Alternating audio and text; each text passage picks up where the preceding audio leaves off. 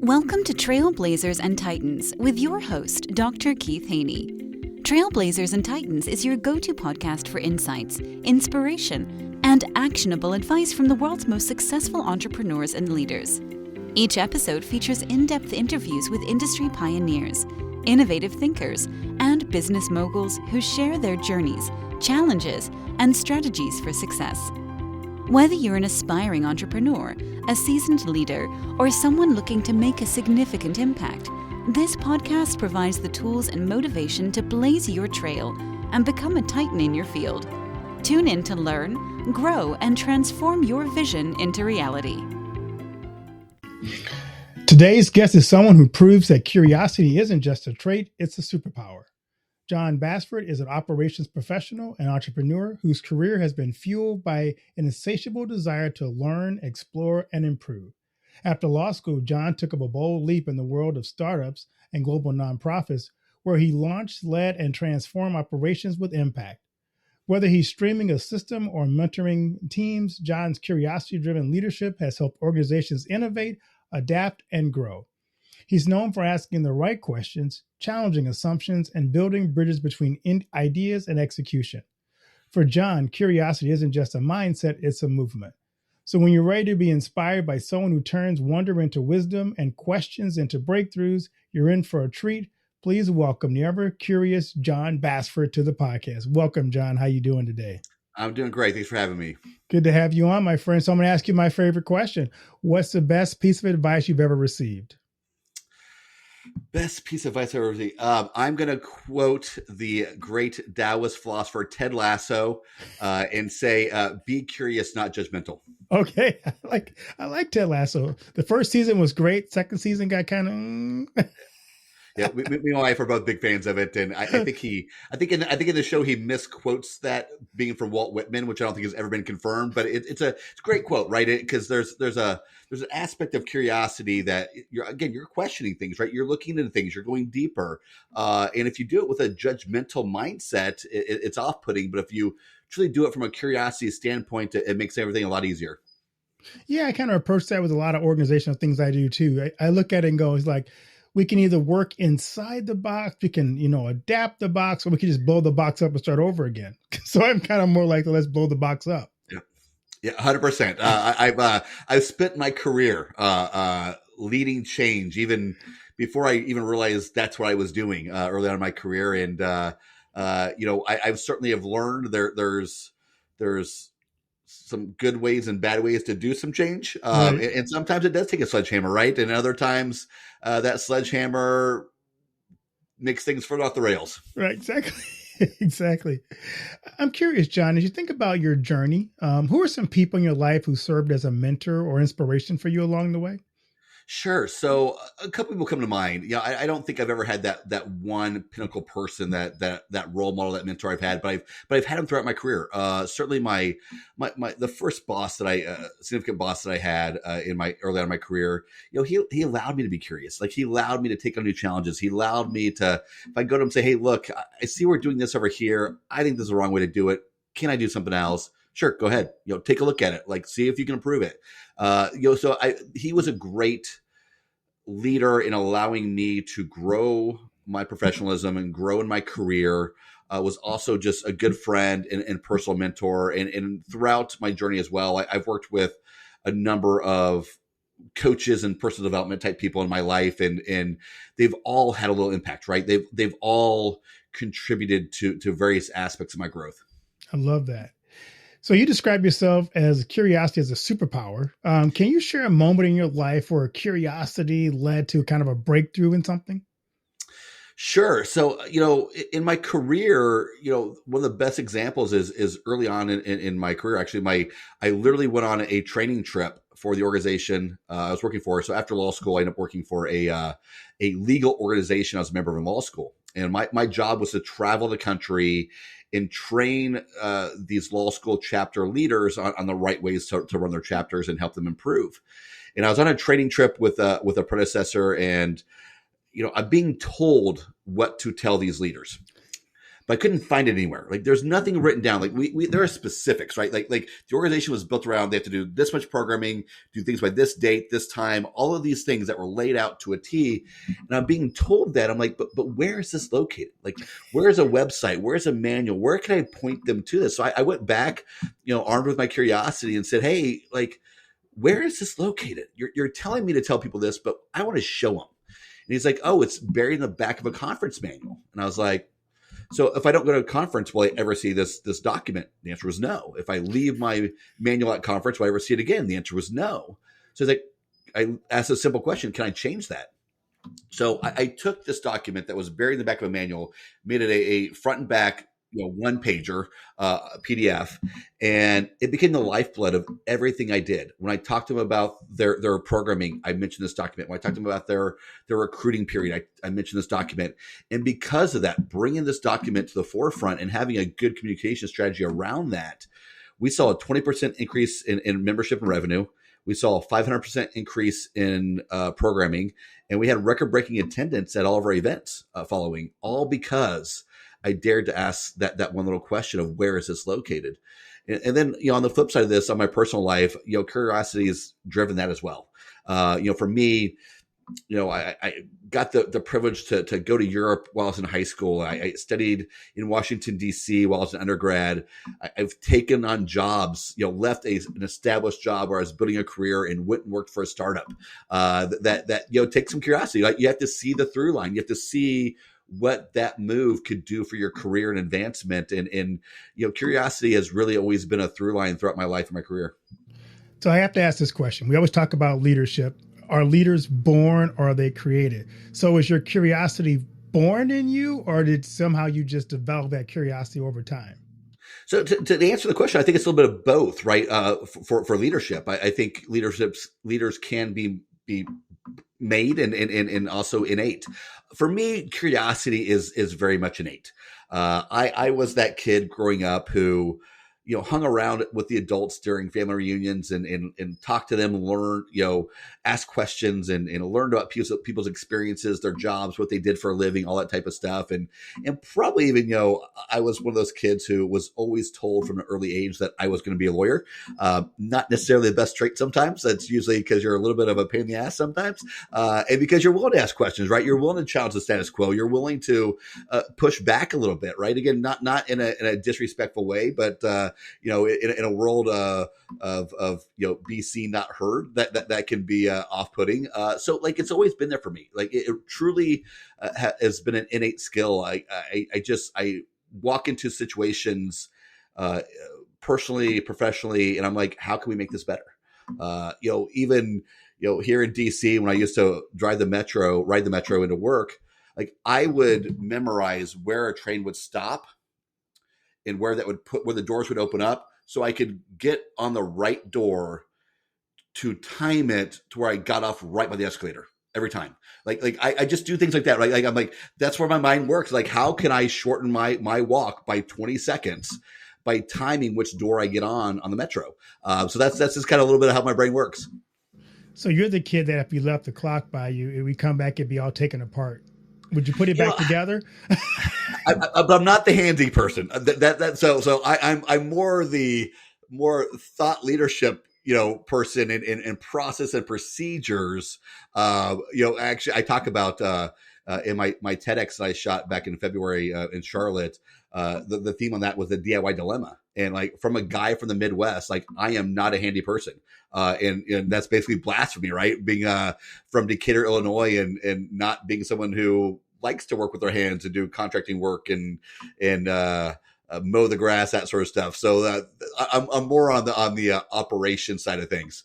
So you're the second famous guy from Decatur. You and Richard Pryor, right? Is Richard Pryor from Decatur? I think so. That'd be true. So we're also the original home of the Chicago Bears. Okay. They used the Chicago Bears before they were the Chicago Bears were the Decatur Staleys.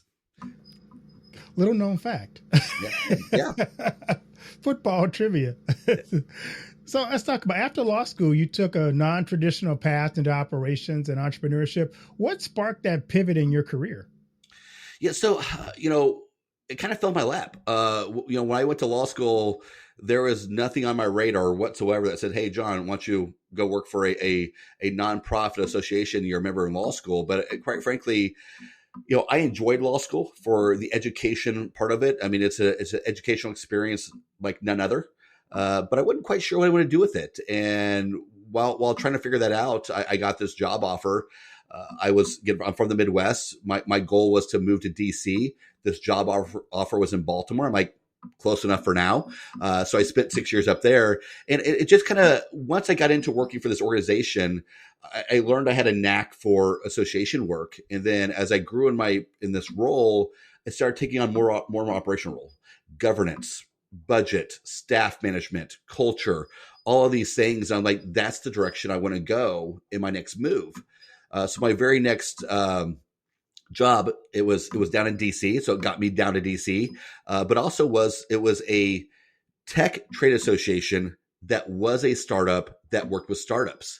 So it allowed me to really grow while the organization grew and really honed my skills, and also gave me this additional insight into being an operations person, because I built everything.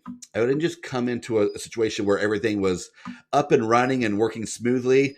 No, I had to figure it out. Like, we had to figure it out as an organization. And so it really kind of helped build that base for me. And quite frankly, I think how it fits with my personality and skill sets is obviously, we're talking about the analytical side of things, and asking the right questions and breaking things down and process and procedures. I'm also kind of a jack of all trades. In an operations role, you have to know a little bit about a lot of things in order to know how to ask the right questions, to go to the right places to find the answers. And so those really aspects, fit me, who I am to my core. So let's dig into some definitions for those who may not have heard of this term before. Kind of define for us, what is curiosity-driven leadership, and how do you see that as being so critical in today's organizations? Sure. So for me, kind of at a base level, it's having this intention of looking beyond our current situations and limitations. And the world around us, I mean, it's an old adage, right? The only constant is change. Everything is moving quickly. AI, you can't open a newspaper, turn on the TV, look online without seeing something about AI, right? It's moving so quickly. It's moving way quicker even than the internet did when it first came out. Things are constantly changing. And if you are not curious into what you're doing, how you're doing it, constantly trying to find the best ways to improve your organization, to improve your product, to improve your service, you will eventually be left behind. You could be doing great right now, right? Look at Blockbuster. It was a behemoth of a company, and didn't look around. They laughed at Netflix when Netflix offered to sell Netflix to them for $50 million. And one thing I often think about using that analogy of Blockbuster and Netflix is, what if Blockbuster had bought Netflix? Would we have the Netflix we have today? Did they have the mindset and the curiosity to make Netflix what it is today? My guess would be no, right? They would have adapted some digital aspects and took it away from the store, and it would have survived. But would it be, producing some of the most viewed movies of all time? Right now, the K-pop Demon Hunters. My wife and I actually watched it without my son. Loved it. It's breaking records left and right. Like, would Blockbuster have done that? I don't know. It's an interesting topic to think about. They might have been the new Kodak, right? They might have invented a digital camera and then not used it. Right. Invested in paper. I'm curious, as I think about organizations who are trying to be curious and look at the next step, would you kind of say that curiosity can also be a danger for organizations? I kind of think of my example that's in my head right now was curiosity what led, say, Cracker Barrel to make a really bad organizational decision because, like, hey, let's be curious and figure out if we can get a different clientele? Yeah. That's an interesting thing. I actually just having some discussions about this, so it's very timely. Yeah, I mean, you got to be smart, right? Like, you don't create change for the sake of change. This is why I often talk to people about, being kind to yourself, right? Like small business decision makers beat themselves all the time about making the wrong decision. They chose the wrong software for payroll or did something. And I'm like, these big behemoth companies make mistakes too, right? Like if they're allowed to make mistakes, like Crackle Barrel had the money, had the time to test this. They could have brought together focus groups to test this, right? So I don't think the curiosity was the problem. I think just someone relied on their own thoughts of what the customers would handle instead of taking the time to actually test this, because that's something they could have done. And maybe they did, and they tested the wrong group. I have no idea.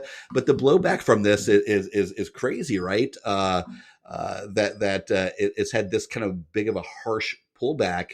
And quite frankly, I don't think it should be so surprising to them with just everything today is political, right? Like I obviously we're not here to get into politics and everything, but everything becomes political. Everything becomes a social issue. And you have to be mindful of that for sure. Yeah, I love that. Yeah. But it did make Steak and Shake popular for a couple of days. Yeah, right. So as you work with organizations, especially with maybe even your team, how do you help leaders to cultivate curiosity in their teams? Sure. So there was a study done by Google. They were trying to determine what traits in a team made it successful. This is for their own purpose, right? Like this is not some academic study. They want to know why team A was outperforming team B.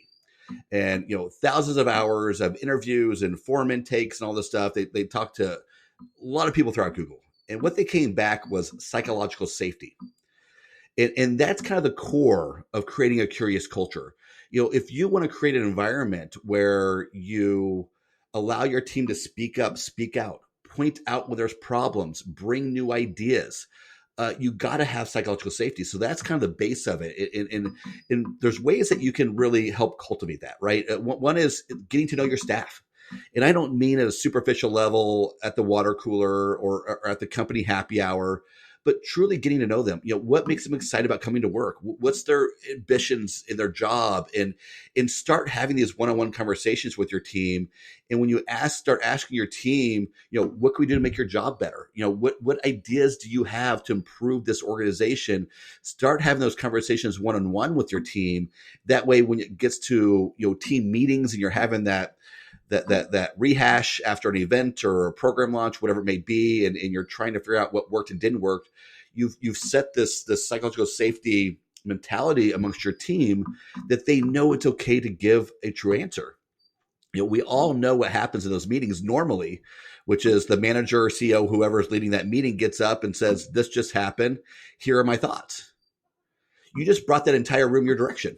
Right. Like, unless you have a culture already built that allows for people to disagree with the CEO, even if someone's going to softly disagree with them, you've watered down their response if they completely disagree with the CEO. And so learn to speak last, right? Learn to get to know your staff.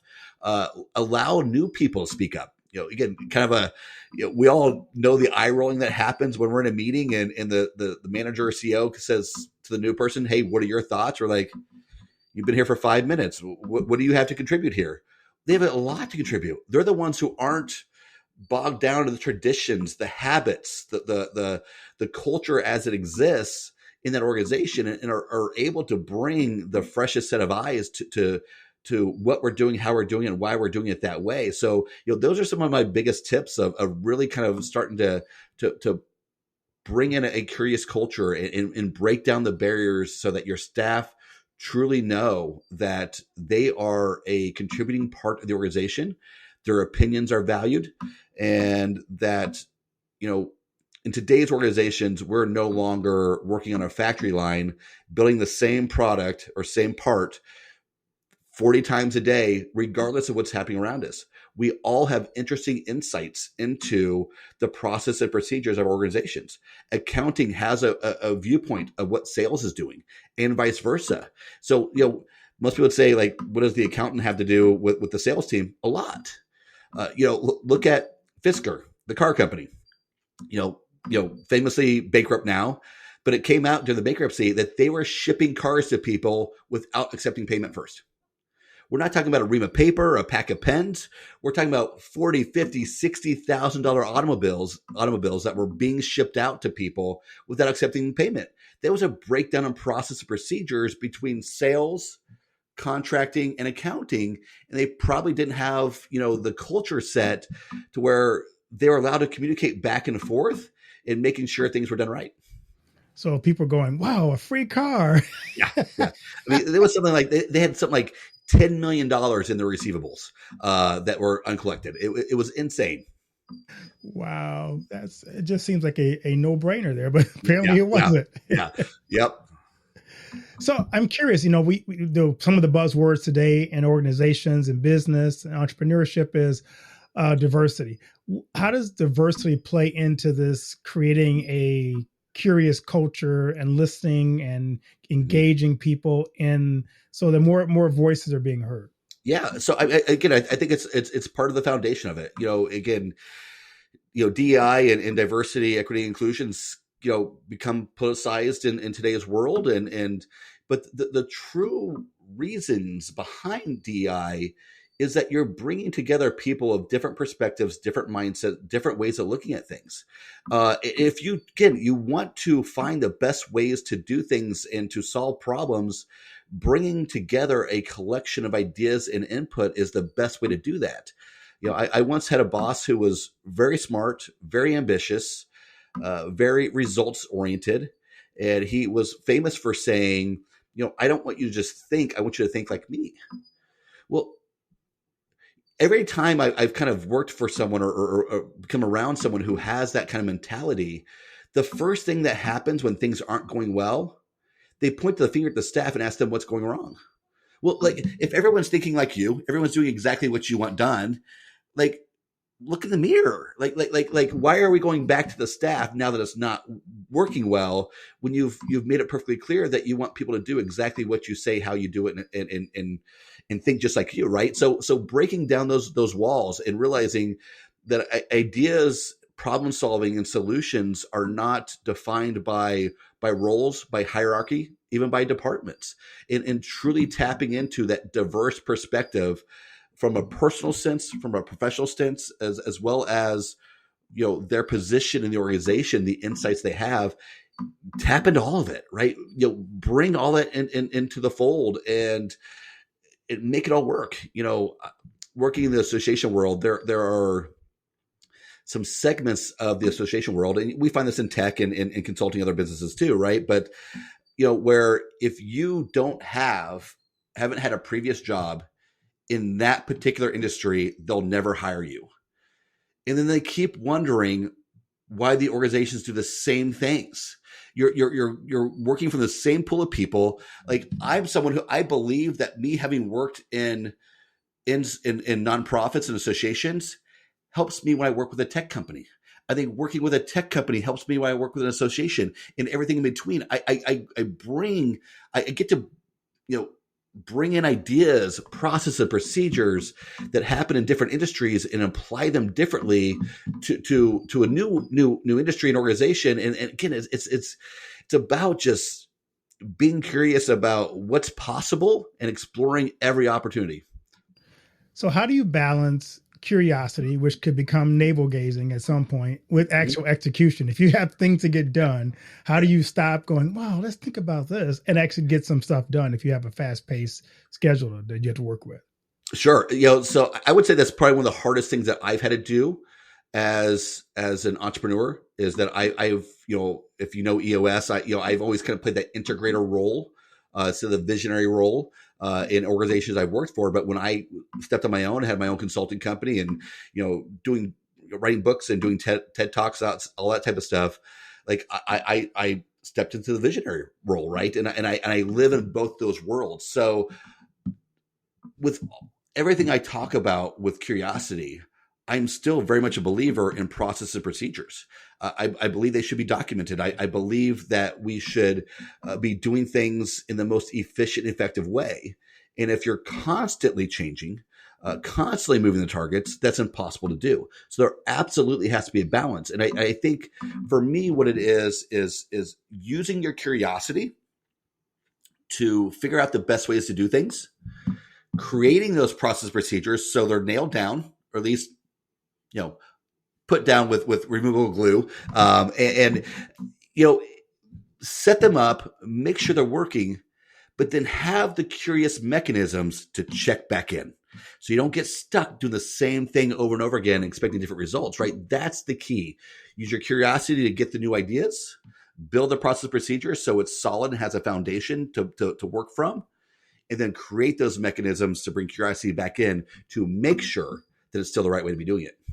I like that, because being in DC, I'm sure you've run across a lot of policies, lawmakers who have curiosity, who execute. But then I think the most important thing that's missing is evaluating the impact of the decision. So how do you encourage leaders to evaluate the decisions they're making so that you don't have a Cracker Barrel situation, or you don't have a Blockbuster situation where you go, we need to evaluate whether or not what we're doing is even working?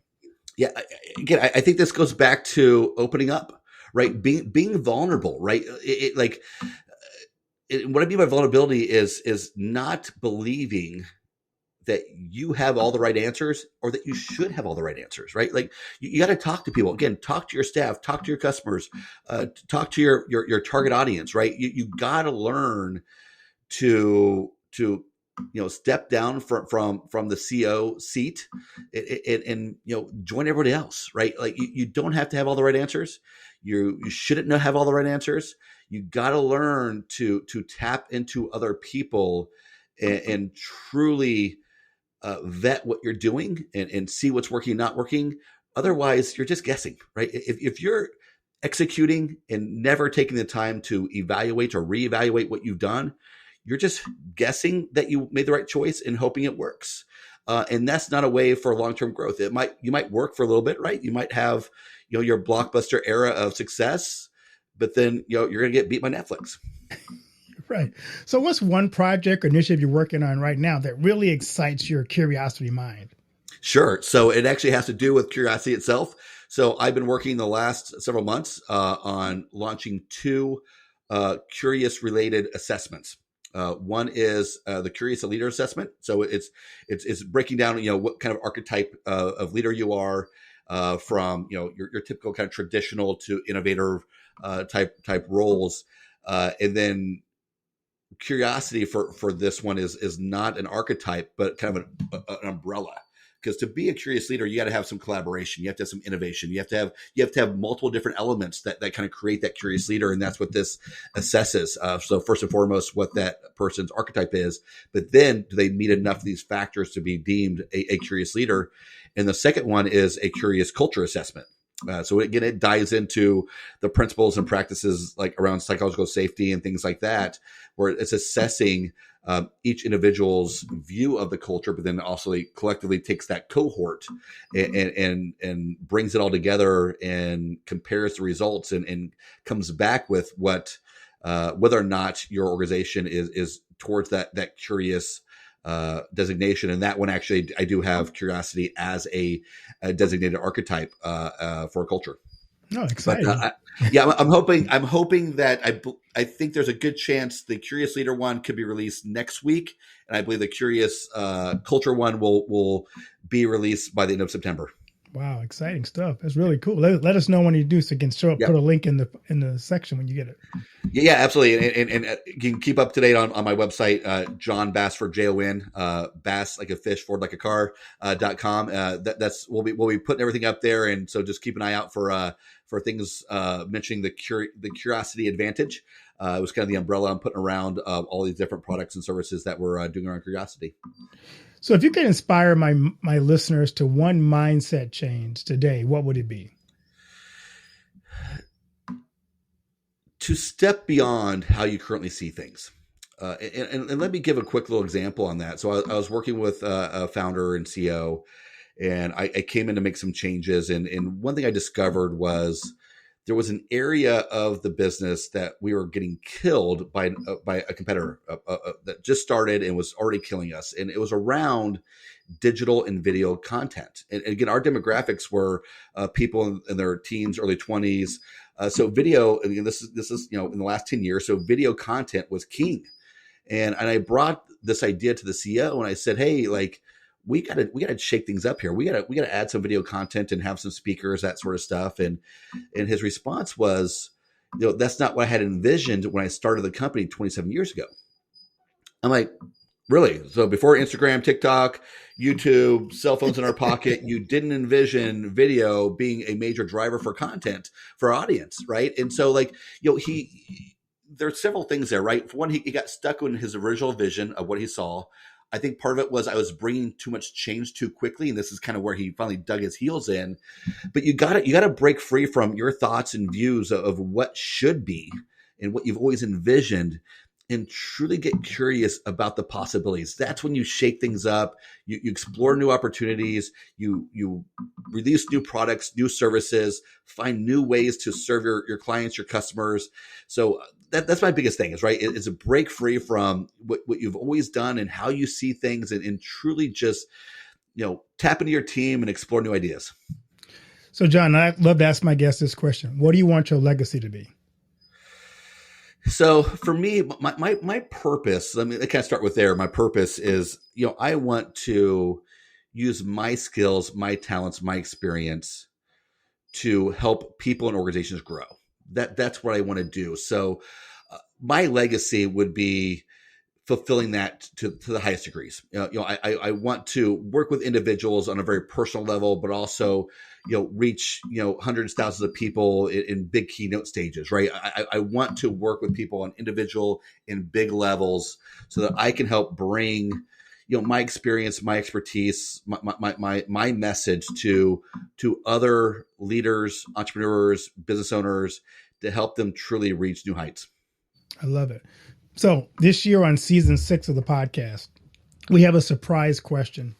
Pick a number between 1 and 4 for your surprise question. Let's go 3.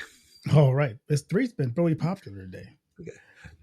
Who would you most like to sit next to on a 10-hour flight, and why? I'm going to go with Gary Vaynerchuk.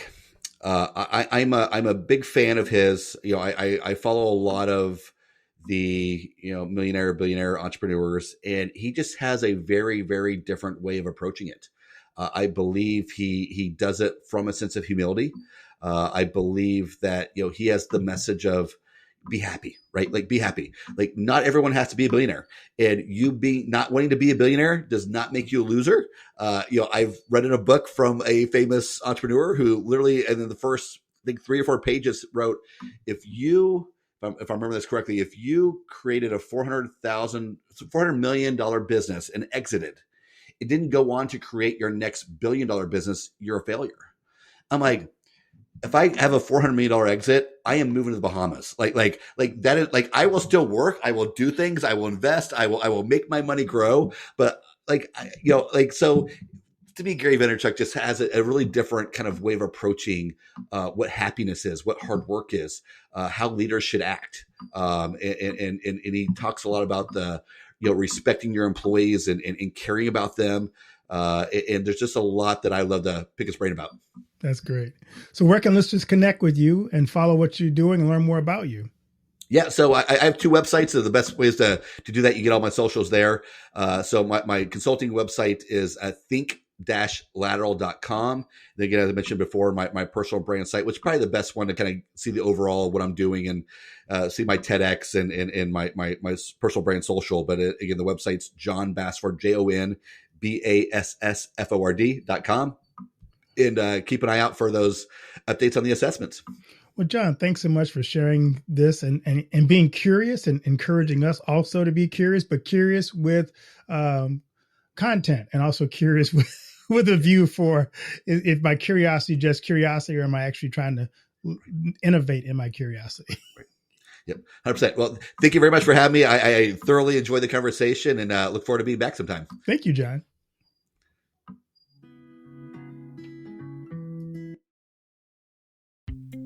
Thank you for tuning in to this episode of Trailblazers and Titans. If you enjoyed our conversation and found value in the insights shared, please subscribe to our podcast and leave us a review. Your feedback helps us reach more listeners and continue bringing you the stories of the world's most inspiring leaders. Don't forget to follow us on social media for updates and exclusive content. Join our community of trailblazers and titans, and let's continue to learn, grow, and transform our visions into reality together. Until next time, keep blazing your trail and striving for greatness.